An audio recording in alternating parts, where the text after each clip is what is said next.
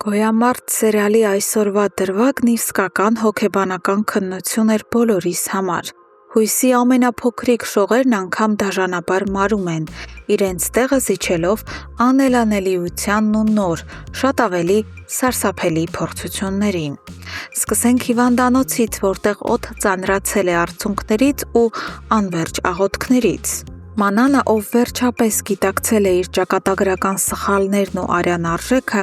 դողացող քայլերով մտնում է վերակենդանացման բաժանմունք։ Նայելով անգիտակից պառկած եղբորը, նա չի կարողանում զսպել արցունքները։ Մանանը բռնում է Դավիթի ձեռքն ու արցունքների միջով աղերսում. «Խնդրում եմ, ապաքինվիր, ես քո կարիքը շատ ունեմ, առանց քեզ այնքան դատարկ ու տխուր է մեր կյանքը»։ Եվ հենց այդ հուզիչ, սրտաճմլիկ պահին տեղի է ունենում անսպասելին։ Դավիթի մատը թեթևակի շարժվում է։ Մանանի սիրտը թրջում է ուրախությունից։ Նա վստահ է, սա հրաշք է, եղբայրը գիտակցության է գալիս։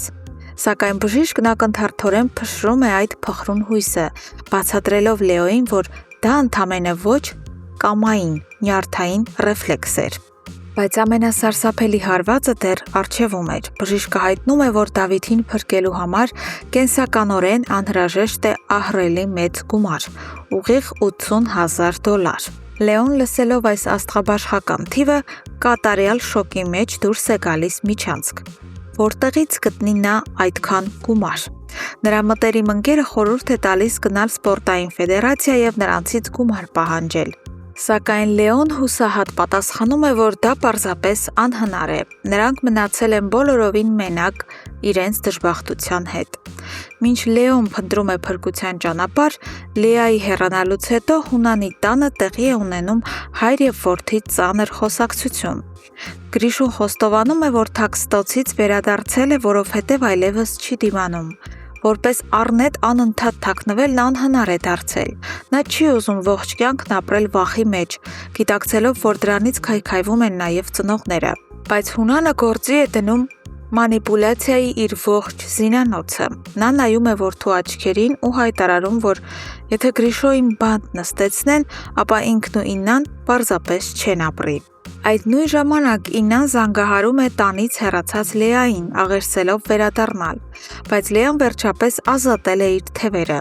Նա մորը հստակ պատասխանում է, որ հազիվ է պրծել նրանց հոգեբանական ճնշումներից և ուզում է վերջապես մաքուր ու հանգիստ օդ շնչել։ Իննան աղաչում է գոնե ասել իր գտնվելու վայրը, սակայն Լեան կտրականապես մերժում է, նետելով, որ այլևս չի ցանկանում տեսնել նրանց։ Իսկ հիմա անցնենք սերիայի ամենալարված և ինտրիգային պահին։ Հունանին այնուամենայնիվ հաջողվում է ճնշել Գրիշոյին և համոզել, որ նա շարունակի թաքնվել։ Նա որդուն տանում է այն նույն մութ պահեստը և վերադառնում տուն։ Քիչ անց, երբ Գրիշոն վախի մեջ հեռախոսով խոսում է հոր հետ, պահեստի ծանր դուռը անսպասելիորեն թակում են։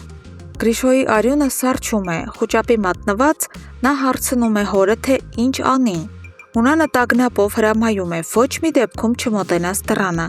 անմիջապես թաքնվիր։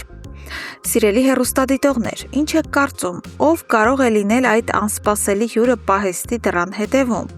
Արդյոք ոստիկանությունն արդեն գտել է մարդասպան Գրիշոյի հետքը, թե Լեոն է եկել իր արյունոտ վրեժը լուծելու համար։ Եվ ինչպես է Լեոն գտնելու այդ անհավանական $80,000 Դավիթին մահվան ճիրաններից պոկելու համար։ Անպայման գրեք ձեր վարկածներն ու սպասումները մեկնաբանություններում։ Մենք անհամբեր կարդում ենք ձեր յուրաքանչյուր կարծիքը։